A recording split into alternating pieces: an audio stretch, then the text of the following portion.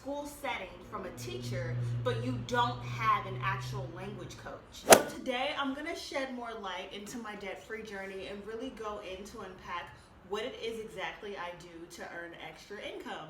So as of January of this year, I've officially launched my own business, 21 Bridges Language School, LLC.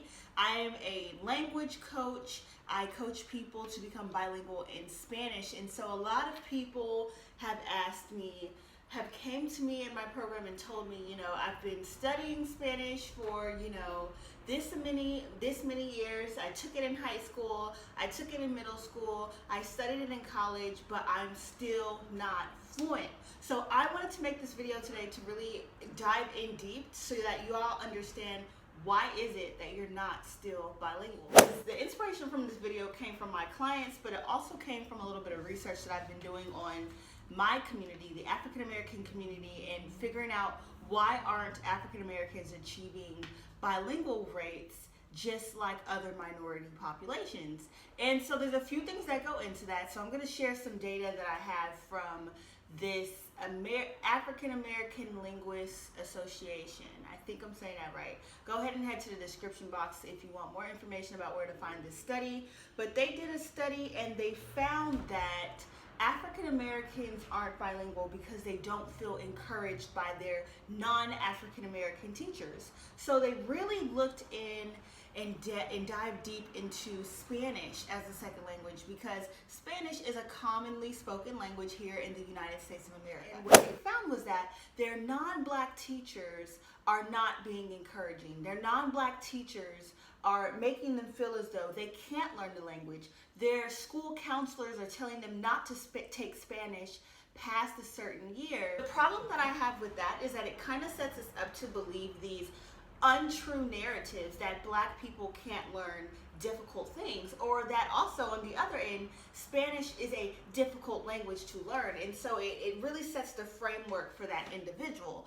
Now, what I found is 20% of the US population is bilingual in some sort. Within those 20%, 60% of that 20% are immigrants coming from Central America. The problem that I have with that is 20% is a very low number, and we're also, the majority of that population that is bilingual are individuals who already spoke another language coming over into the US. What are we doing, America? The world is becoming more bilingual. America needs to also. So it's not just African Americans that aren't bilingual, it's in general Americans aren't bilingual. 56% of Europeans were bilingual of some sort. The African American population, where we're just not encouraged to achieve those outcomes, and also bilingual programs tend to be very pricey, then unaccessible to the Black community, which I think is very important for the business that I've created, because my business is all about being affordable and accessible. I want to make profit too, yes, but more than anything, I want to make sure that my Black brothers and sisters and Americans in general are achieving those fluency rates that they need to achieve. Why is it that I'm not bilingual? You studied Spanish in a school setting from a teacher, but you don't have an actual language coach. What is the difference between a language coach and a teacher? A language coach is really going to get out there with you into the real world and give you real life application. A teacher is just going to assign you homework, give you a test, and tell you what you did wrong with those verb conjugations. You can do that approach for 7 years like I did at one point and still not be bilingual.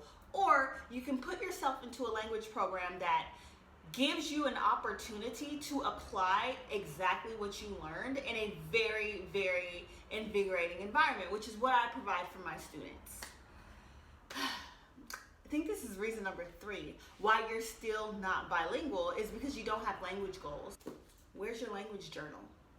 Are you journaling those new informations, those new insights, those new vocabularies that you find?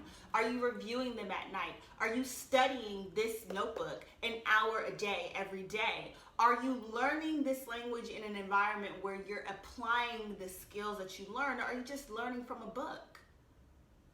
We have to be intentional about our language goals, and a lot of times when even you take a college major in Spanish, someone who majors in a foreign language or world languages, they're still not bilingual because there's just a lack of intentionality. So there's two things that people don't have when they're lacking intention. Number one, they're not intentional about applying the language in a real life setting, and that's something you can do with a language coach. Number two, they're not intentional about understanding the culture. I'm a firm believer that when you understand a culture that language is identifying with, you will pick up the language more because you have context.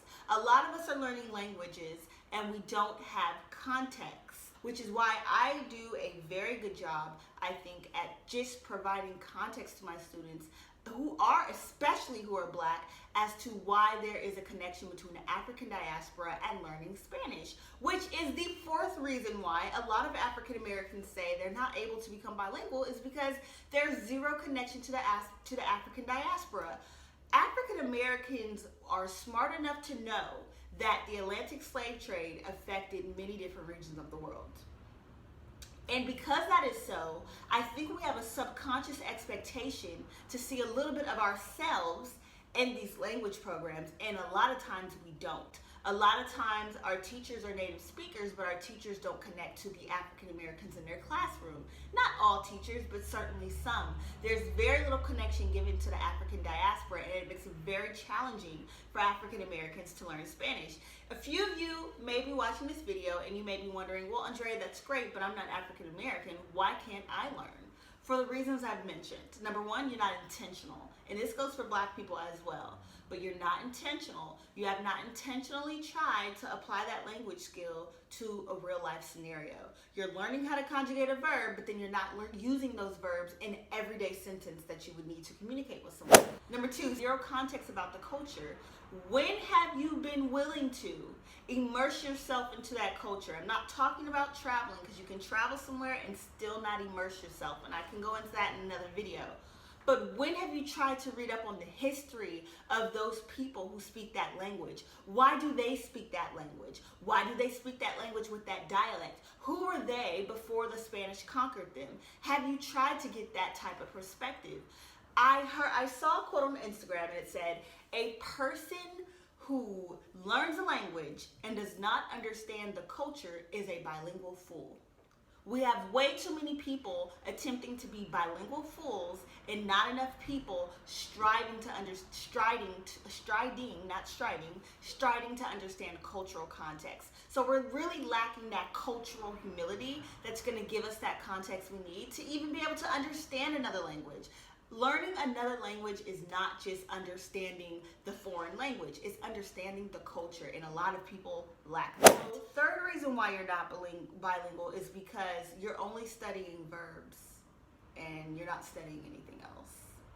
Learning verb endings does not translate to learning how to speak the language, okay? And this is gonna go into my last reason. You're afraid to be wrong. Why are we so prideful that we can't be okay with getting something wrong? A lot of times I coach people one-on-one and they don't want to make a mistake. And I'm like, hello, you're learning a new language, you're gonna make a mistake. Most people that come to me have a huge abundance of pride and they don't want to be wrong about anything. They think if they're wrong, they're incapable of learning. If you're wrong, you're going to remember because you don't want to be wrong about that thing again. But we need to be comfortable with being uncomfortable in these spaces when we're learning other languages. So those are basically the top reasons why you're not bilingual. I hope this video really resonates with people. If you want more information about my program, you can go ahead and fill out the registration link below. Go ahead and click on that link through Google Forms, fill out your name, your email, your telephone number, and I'll make sure someone reaches out to you directly about how you can be involved in my language school, 21 Bridges Language School LLC. I'm here to serve everybody, but definitely being intentional about reaching those African Americans.